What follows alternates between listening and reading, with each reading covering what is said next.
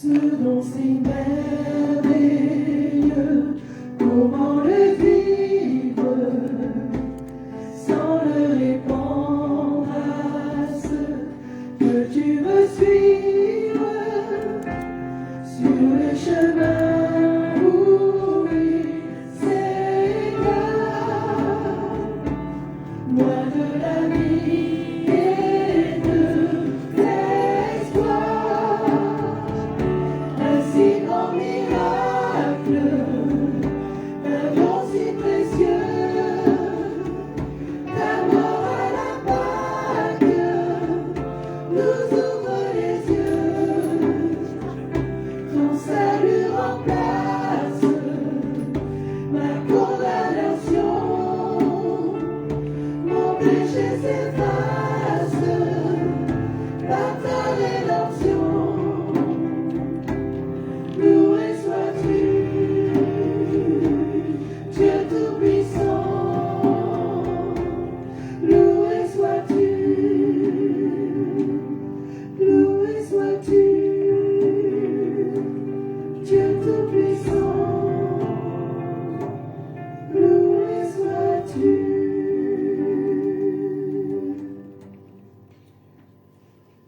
Seigneur, nous voulons te dire merci pour ce repas. Merci pour le privilège que tu nous fais de pouvoir prendre ce repas en toute simplicité, mais avec sérieux. Merci parce que tu nous rappelles ce que tu as accompli pour chacun de nous à la croix de Golgotha.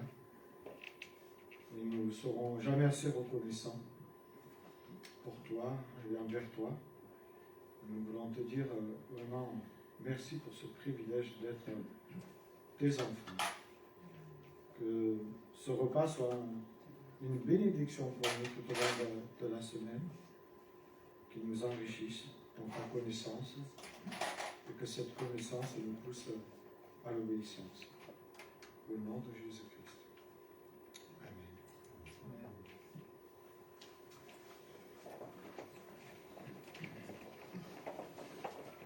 Merci à tous ceux qui ont préparé la première partie. Merci pour ce témoignage de Gédéon.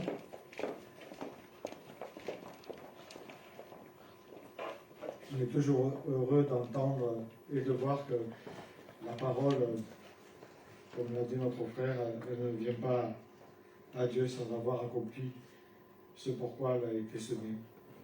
Et c'est une grâce et une liberté que nous avons et nous devons en profiter de continuer de semer. Alors tout à l'heure, il a été fait allusion au vote.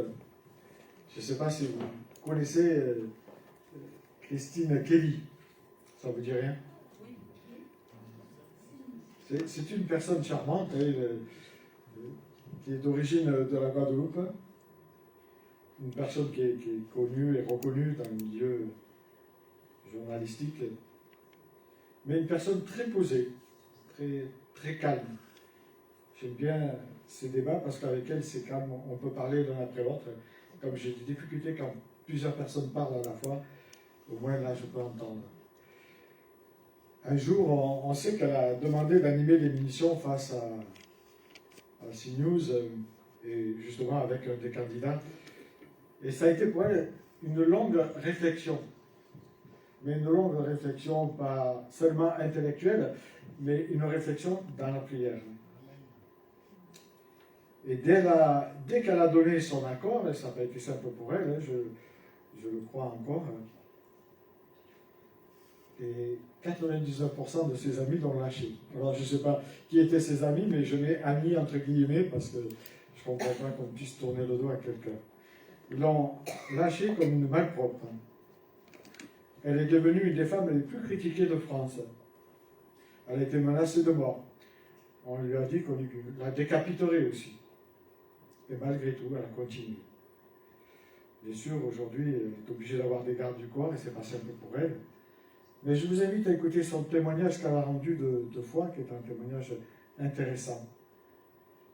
Elle raconte que chaque fois, avant de commencer l'émission, elle prie, elle se met à genoux, devant parfois ses collègues.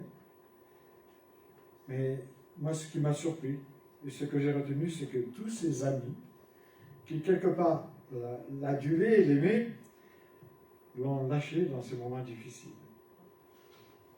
Et je vous invite à chanter un chant. C'est Hosanna, un chant qui nous parle des rameaux. Et donc on va le chanter avec joie, avec toute la joie qu'annonce Jésus quand il rentre à Jérusalem par ses rameaux, cette fête des rameaux. Donc on peut se lever pour chanter Hosanna.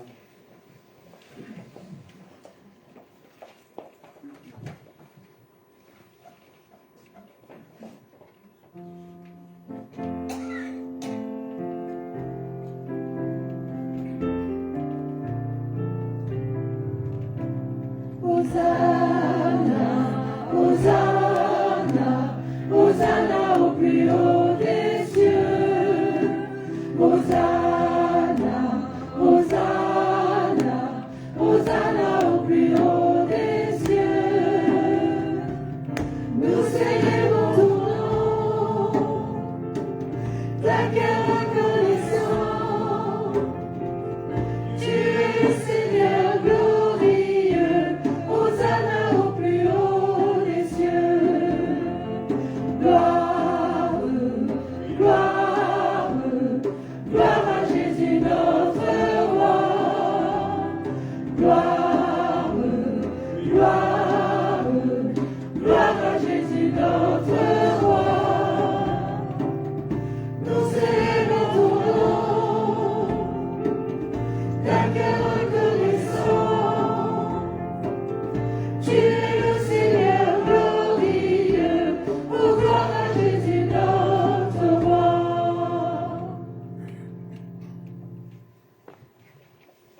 Donc j'ai choisi trois courtes lectures pour introduire cette fête des rameaux. La première se trouve dans Zacharie, chapitre 9, au verset 9, où il est dit, 600 ans avant Jésus-Christ, tressaille d'allégresse aux communautés de Sion, pousse des cris de joie aux communautés de Jérusalem, car ton roi vient vers toi. Il est juste et victorieux, humilié, monté sur un ânon, le petit d'une ânesse. Et puis notre lecture qu'on trouve dans Matthieu 21, au verset 1 à 11, où il nous est dit, en approchant de Jérusalem, ils arrivèrent près du village de Bethphagée, sur le mont des Oliviers. Jésus envoya 2 de ses disciples en leur disant, allez dans le village qui se trouve là devant vous. Dès que vous y serez, vous trouverez une ânesse attachée et près d'elle son petit. Détachez-les, amenez-les-moi. Si quelqu'un vous fait une observation, vous n'aurez qu'à lui dire, le Seigneur en a besoin. Et on vous laissera le prendre immédiatement. Tout cela arriva pour que se réalise la prédiction du prophète. Dites à la communauté de Sion, voici ton roi qui vient à toi, humble, il vient monter sur une ânesse, sur un ânon, le petit d'une bête de somme. Les disciples partirent donc et suivirent les instructions de Jésus. Ils amenèrent l'ânesse et son petit et posèrent sur eux leur manteau. Et Jésus s'assit dessus. Une grande foule de gens étendirent leurs manteaux sur le chemin. D'autres coupèrent des branches aux arbres et en jonchèrent le chemin. Et toute la foule, de la tête à la fin du cortège, criait « Hosanna au fils de David ! Béni soit celui qui vient de la part du Seigneur. Hosanna à Dieu au plus haut des cieux. » Quand Jésus entra dans Jérusalem, toute la ville fut en émoi. Partout on demandait « Mais qui est-ce » Et la foule qui l'accompagnait répondait « C'est Jésus, le prophète de Nazareth, en Galilée. » Et un court verset d'Apocalypse, au chapitre 7, où il est dit « Après cela, je vis une foule immense que nul ne pouvait dénombrer. C'étaient des gens de toute nation, de toute tribu, de tout peuple, de toute langue. Ils se tenaient debout devant le trône et devant l'agneau vêtu de tuniques blanches. Ils avaient à la main des branches de palmier. Ils proclamaient d'une voix forte, le salut appartient à notre Dieu qui siège sur le trône et à l'agneau. Voilà, c'est ce passage qui nous parle des rameaux où cette foule crie Hosanna. Sauve-nous, Seigneur, viens à notre aide, viens à notre secours.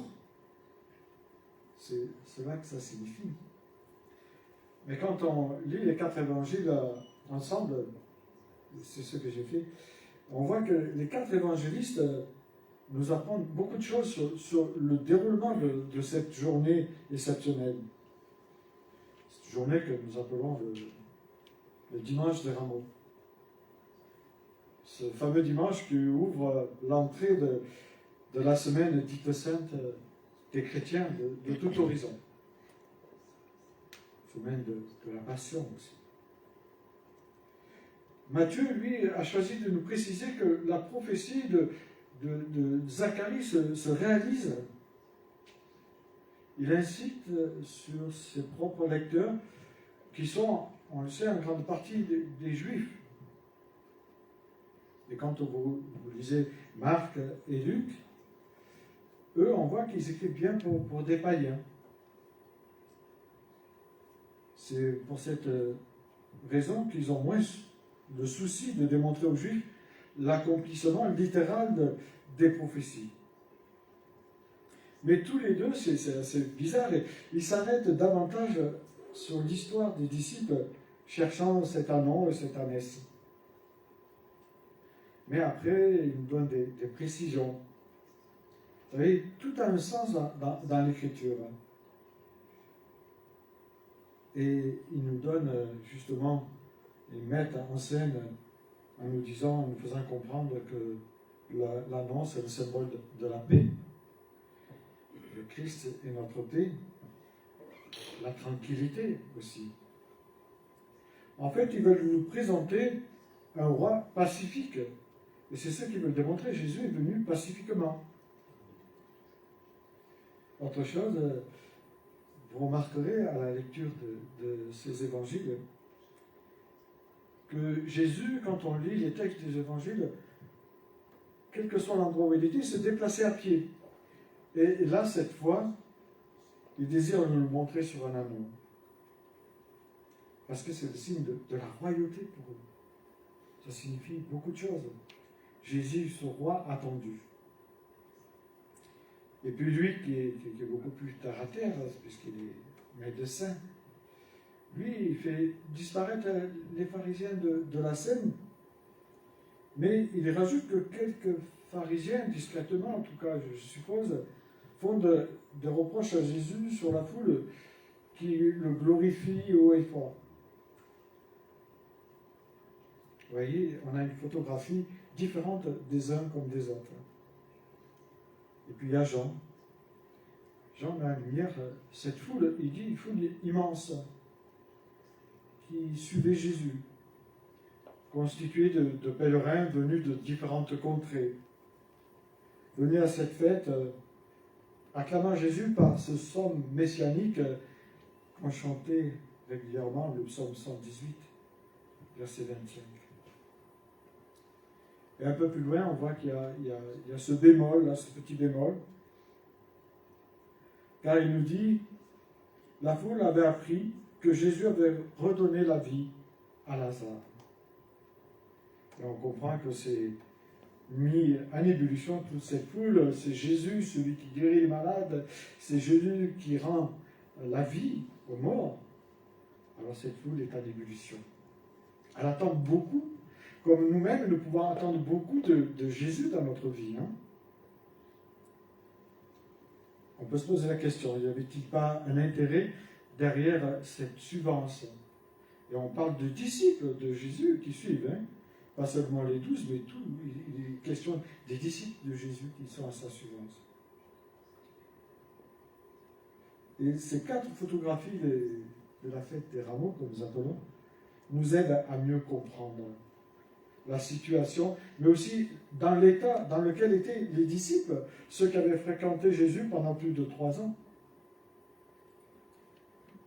On peut très bien s'imaginer cette foule, des milliers de personnes, on pense peut-être même 1 million.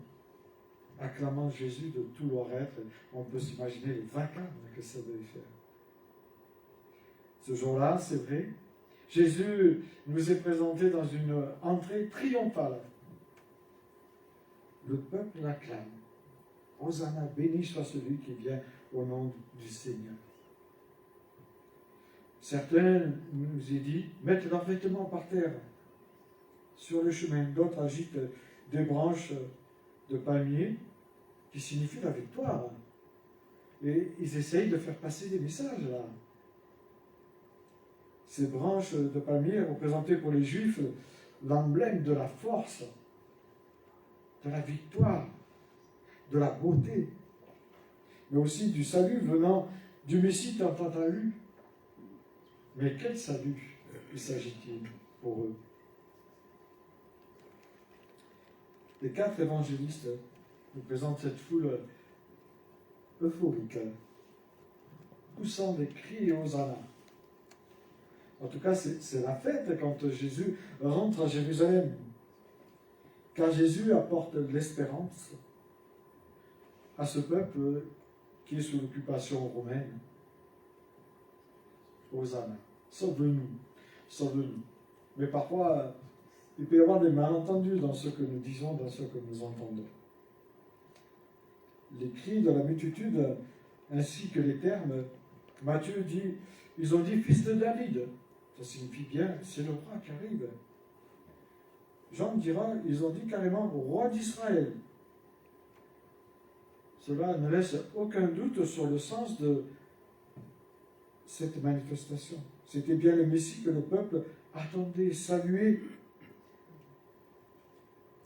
Mais quel Messie ils attendaient? Et quel Messie nous attendons, nous aussi? Nous pouvons nous poser la question. Alors c'est dans ce contexte, avec tout le poids et de toute cette attente, que Jésus entre à Jérusalem. Et un peu plus loin, il va dire cette parole à Jérusalem. Jérusalem, toi qui mets à mort les prophètes, toi qui tues à coups de pierre ce que Dieu t'envoie. Terrible parole de Jésus, qui sait exactement ce qui va se passer. Il dira, mais combien de fois ai-je voulu te rassembler? Combien de fois ces habitants ai-je voulu les rassembler comme une poule rassemble ses poussins? Mais vous n'avez pas voulu. Je me souviens au début de ma conversion, dans l'église que nous fréquentions, il y a eu un schisme, une division. Ça arrive souvent, à partir du moment où il y a l'homme, souvent, il y a des tensions. Et donc, le pasteur est parti, et on a fait appel à un nouveau pasteur. Les gens l'attendaient, si j'ose dire, entre guillemets, comme le Messie. À son arrivée, il fut très bien accueilli, vraiment bien accueilli. Puis, au fil des jours, au fil des mois, ça a commencé à se corser. Et évidemment, ils ne répondaient pas à leurs désirs, ils ne répondaient pas à leur propre attente. Et même, ils n'allaient pas dans leur sens. Alors, ça crée des tensions. Et celui qui était tant attendu, ils l'ont descendu comme un malpropre, je dis. En fait, leurs hosannas se sont transformés en véritables crucifix. Ils ont commencé à lui tourner le dos, à critiquer. Et ça a été invivable pour lui. Pourtant, c'est un serviteur remarquable qui donne des enseignements à la faculté de Vaux-sur-Seine. Donc c'était, comme on dit chez nous, une pointure. Et cette foule aussi me surprend là. Elle m'interroge sur son attitude. Quelle aurait été mon attitude? Quelle aurait été ton attitude? Quel aurait été notre accueil face à Jésus entrant dans Jérusalem? Comme une superstar où les gens l'acclament par des hosannas tout au long de la journée.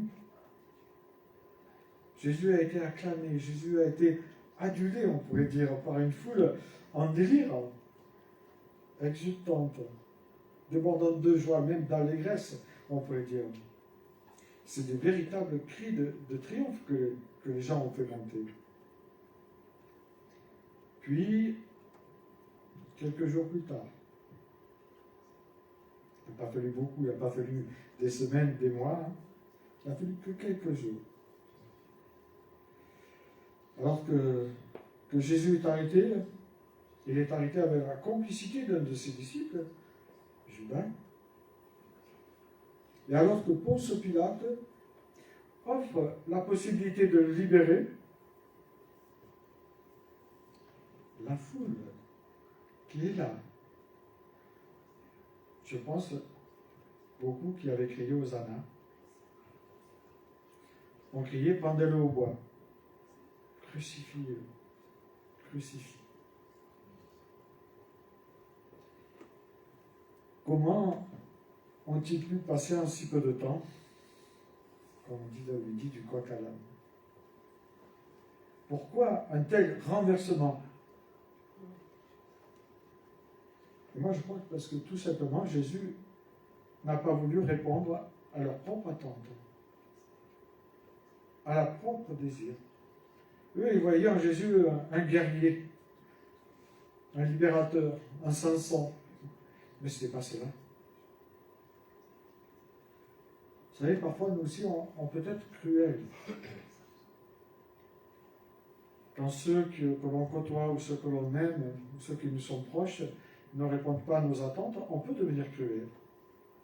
On peut passer de Hosanna à crucifix. C'est une image, mais elle est réelle. Cette foule, elle ressemble tant à notre humanité. Foule versatile. On le constate en disant aujourd'hui elle t'embrasse, mais demain elle peut te planter un couteau dans le dos. Mais ne sommes-nous pas, nous aussi, versatiles parfois? C'est une question qu'on peut se poser. Prêt à brûler ce qu'on a adoré?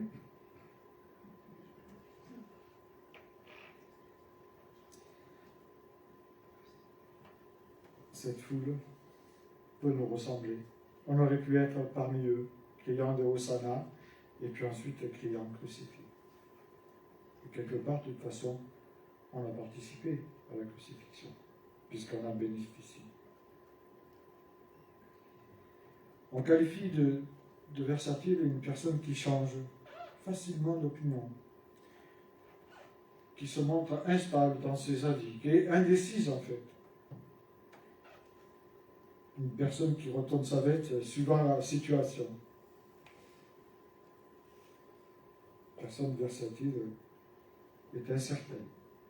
Elle est inconstante dans ce qu'elle dit, dans ce qu'elle fait. Elle est instable parce qu'elle change d'opinion, comme de chemise. D'où le dicton retourner sa veste. Et on le voit bien dans ce que nous voyons et entendons à la télé par nos hommes politiques. Quelqu'un de versatile, le dernier qui va lui parler aura raison. Et pour l'histoire de Jésus, c'est un peu la même chose. Quand quelques-uns ont commencé à crier crucifix, on pourrait dire qu'il y a eu un engouement, et d'autres ont crié crucifix. Ils se sont laissés influencer. Et cette foule versatile de cette période de Rameau n'avait pas compris la véritable royauté de Jésus. Elle voulait trop qu'ils répondent à leurs petits besoins personnels, à leurs attentes personnelles. C'est pour cette raison qu'ils se sont laissés embarquer par l'enthousiasme des autres qui criaient crucifix. Leur cœur, finalement, n'était pas réellement touché par la grâce. Parce qu'un cœur touché par la grâce a envie de suivre le roi, où qu'il soit et où qu'il aille. Ces gens n'avaient pas compris l'entrée triomphale de Jésus. Et c'est pour cela que les évangélistes nous le font bien, précisent bien aussi cela. Qu'eux-mêmes n'avaient pas compris, pourtant ils l'ont côtoyé pendant des années, mais ils n'avaient pas compris. Et nous-mêmes, nous pouvons côtoyer le Christ sans très bien comprendre ce qu'il attend pour nous. Nous pouvons avoir des attentes, et justement, notre sœur Tina en parlait, et quand Jésus ne répond pas à nos attentes, on peut lui tourner le dos, se fâcher, quoi, le bouder. Même les disciples, les plus proches, n'avaient pas compris. Ils partageaient l'illusion de la foule. Cette illusion où on veut un roi guerrier, un Samson qui va démolir les Romains. Jésus n'était pas venu pour cela.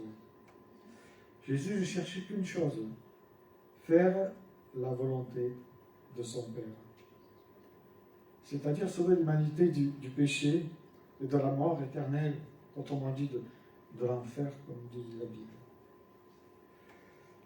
Non, Jésus n'est pas cet homme providentiel qu'ils attendaient, ou que nous pouvons attendre ici-bas, en nous disant, si je donne ma vie à Jésus, eh bien, tout va couler. Tout va me réussir. La vie va être rose. Attention, parce que dans les roses, il y a des épines. Et oui.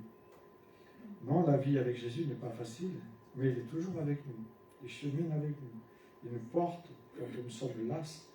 Il nous tire si nous sommes incapables d'avancer. Jésus est ce roi humble et saint qui nous aime. Il n'est pas ce roi que les gens attendaient ou que les gens attendent. Il est ce grand berger que nous présente l'Écriture. Ce grand berger qui vient chercher chacune des brebis, celles qui sont perdues, celles qui sont malades, celles qui sont fatiguées. Il va les chercher où qu'elles soient, où qu'elles se trouvent. Il est inlassablement rempli d'amour pour ceux qui se perdent. Il n'est pas venu comme un conquérant pour dominer par la force, comme ces rois terrestres, mais il est venu par amour, et avec amour, rempli de sa grâce, rempli de sa miséricorde. Il est venu pour sacrifier sa vie à la croix de Golgotha, pour toi, pour moi, pour nous. Et ça, c'est merveilleux. Rappelons-nous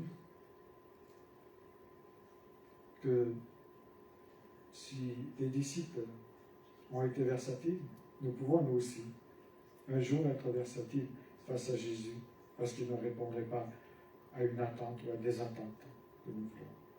Parfois dans la vie, on se fait des schémas, des projets, et ils ne se réalisent pas. Et on peut être fâché contre Dieu, lui tourner le dos, ou ne plus vouloir lui parler. Et pourtant, Jésus nous dit qu'il a préparé des œuvres pour chacun de nous, comme il a été lu. Il nous dit qu'il a des projets de vie pour nous, et nous devons le croire et lui faire confiance, même si ces projets peuvent nous sembler obscurs, opaques ou durs. Jésus nous aime, c'est pour cela qu'il a donné son Fils, et il nous rappelle en cette période d'amour qu'il est venu humblement pour nous sauver et nous servir. Je vous invite à prier.